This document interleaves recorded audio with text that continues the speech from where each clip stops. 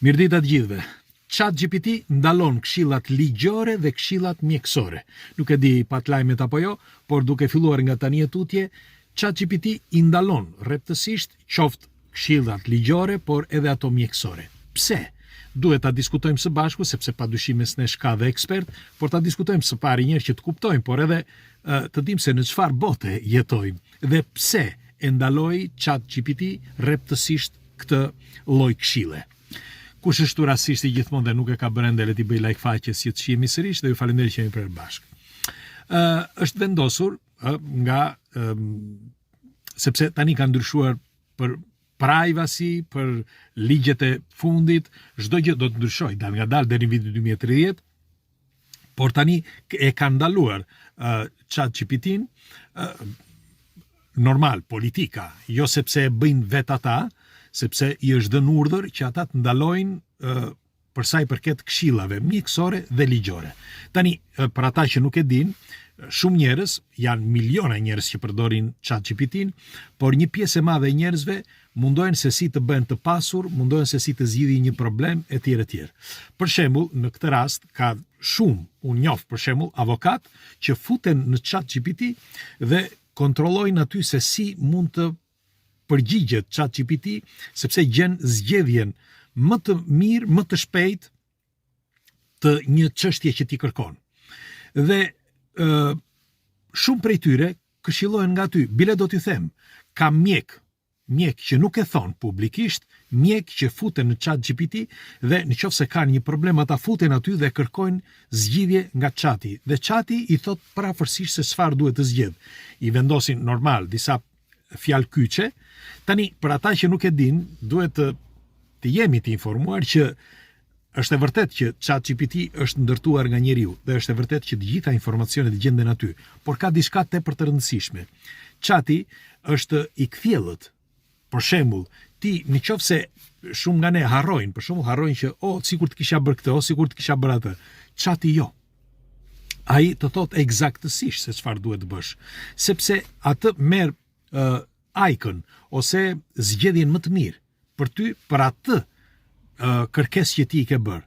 Pra, në qoftë se do t'ishte një njeriu më i zgjuar në botë, nuk do ta luftonte dot ChatGPT-n, sepse është inteligjenca e gjithë njerëzimit, por kur e seleksionon, pra përgjigjen që do t'i japi, e seleksionon në mënyrë perfekte, sa më perfekte, me atë që ti i ke kërkuar, saqë nuk do të ekzistojë një njeri në këtë planet e përsërisë dhe një që t'jap një përgjigje eksakte.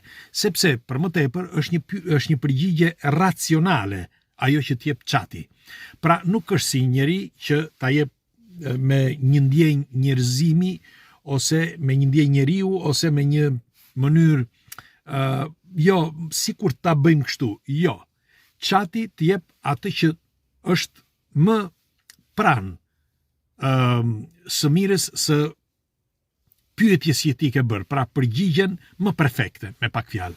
Dhe në këtë rast, ky ChatGPT e ka ndaluar, sepse thotë që nëse shkaktohet një problem, sipas gjasave janë shkaktuar disa probleme të këtyre avokatëve ligjor, që duke u futur në ChatGPT kanë marrë disa përgjigje që janë të gabuara. Nëse unë do të dëshiroja një komentin tuaj, sepse padyshim ka edhe ekspert mes nesh, çfarë mendimi keni për këtë? Dhe tjetra, ka disa mjek, siç ju thash, që shkojnë në ChatGPT dhe kërkojnë zgjidhjen për një ilaç, për një kur apo për diçka, dhe chati ja u jep. Tani këta e kanë ndaluar dhe pyetja është pse? Para pak kohësh kemi bërë një video, nëse mbani mend, të një burri amerikan që ishte i sëmur me një sëmundje të gjakut, kancerogjene, dhe e shoqja luftoi me të gjitha mënyrat se si të mund ta shpëtonte. Në fund fare i kërkoi mjekëve që të bënin një zgjidhje nëpërmjet ChatGPT. E kemi bërë këtë në një nga videot para një viti kjo. Dhe chati i tregoi se çfarë kombinimesh mund të bënin dhe si përfundim e shëroi atë njeri. Pra njeriu u shërua. Ky është një rast i rrallë, dakord. Por në qoftë se ky rast i rrallë u bë publik dhe doli që e shëroi dhe ka patur edhe ka me mira raste të tjera që i shërojnë. Atëre pse duhet ta ndalojnë? Se ky është problemi.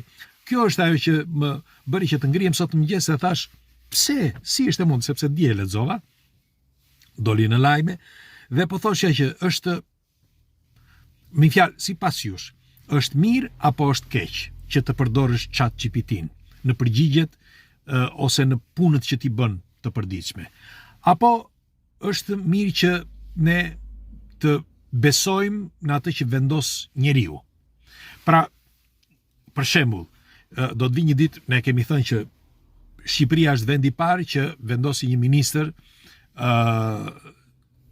me inteligjencë artificiale. Por do vi shumë shpejt koha që të gjitha ministrit dhe të gjithë ministrat do të jenë me inteligjencë artificiale. E kemi thënë këtë që para 15-20 viteve dhe po shkojmë drejt asaj, sot bëhet realitet, dikur unë nuk e besoja, edhe pse e shkruajta unë, por sot kemi ardhur në këtë moment, dal nga dal atje po shkojmë, sepse do të vi një moment që çdo gjë do të drejtohet nga një regji, e vetme, çdo gjë. Dhe ne po shkojmë aty, kështu që në një të ardhme ne do shkojmë aty që vetë inteligjenca artificiale do të vendosi për çdo gjë. Dhe pyetja ime është, pse tani po mendojnë që ta ndalojnë, sipas jush? Dhe është mirë apo është keq? Dua ta diskutoj sepse ky është një argument vërtet thelbësor, të kuptojnë paktën në çfarë bote jetojmë dhe në qoftë se, me një fjalë, këtë e bëri njeriu dhe sikur kjo mos të ekzistonte, do thotë njëri nga ju, po mirë, sikur ChatGPT mos të ekzistonte, atëherë çfarë ndryshimi ka? Por ChatGPT është futur në çdo cep të jetës sonë, sepse është e lidhur fort tani edhe me teknologjinë dhe së shpejti do të jetë çdo gjë me inteligjencë artificiale. Kështu që sipas jush është mirë apo është keq? Pra ky është thelbi i bisedës. Dhe këto zgjidhje që thamë më përpara, qoftë ligjore apo mjekësore, është mirë që njeriu të mund të kontrollojë edhe nëpërmjet chatit apo të vazhdojmë të besojmë në ato që kemi bërë tradicionale që kemi bërë deri sot. Për shembull, Shqipëria me diellën, inteligjencën artificiale, pra ministren e inteligjencës artificiale, vazhdon punën e saj, por me kalimin e kohës do të ketë edhe ministra të tjerë me inteligjencë artificiale që do të zvendësojnë çdo fushë të ministrive. Dhe në fund pastaj do të jetë një e vetme, pra inteligjencë artificiale një e vetme, me çdo ministër të inteligjencës artificiale të çdo fushë. Sepse një ditë do të jetë e gjitha një. Pra një në Shqipëri, një në Itali, një kudo. Dhe pastaj me një regji të vetme. Në fakt, është e çuditshme të mendosh që nesër, në një të ardhme, shumë të shpejt, ti shkon ke një çështje, për shembull, qoftë të këtyre ligjore dhe vendos inteligjencë artificiale se si do të çfarë do të ndodh me ty. Bile merreni me mend në vendet komuniste, që inteligjenca artificiale thotë je i dënuar me vdekje, edhe të qëllon. Të qëllon, për shembull në Kinë apo në Korenë e Veriut, merreni me mend se çfarë ndodh, nëse aplikohet në të gjithë botën një gjë e tillë. Nuk do të ketë më merrmendja vende komuniste, por mendojeni pak, Pra inteligjenca artificiale, sipas jush, është mirë që të aplikohet apo të mos aplikohet?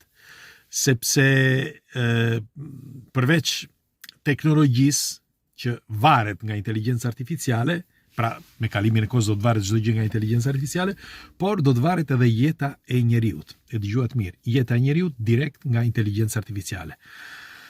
Pres komentet tuaja, si gjithmonë padyshim mes nesh ka dhe ekspert, do dëshiroja një komentin edhe ekspertve, sepse përveç nesh, pra ne që po e përjetojmë këtë tranzicion, nesër ka të bëjë me fëmijët tanë dhe është mirë që të paktën ne të jemi të informuar, por edhe të sugjerojmë fëmijët tanë nesër se çfarë duhet bëjnë, sepse këto diskutimet e përbashkëta, përveç se rrisin informacionin, por jemi më të ditur, përveç personal, pra dituri personale, por edhe familjare, shoqërore dhe kombëtare. Kështu që pres komentet tuaja. Ju përqafoj, ditë mbar.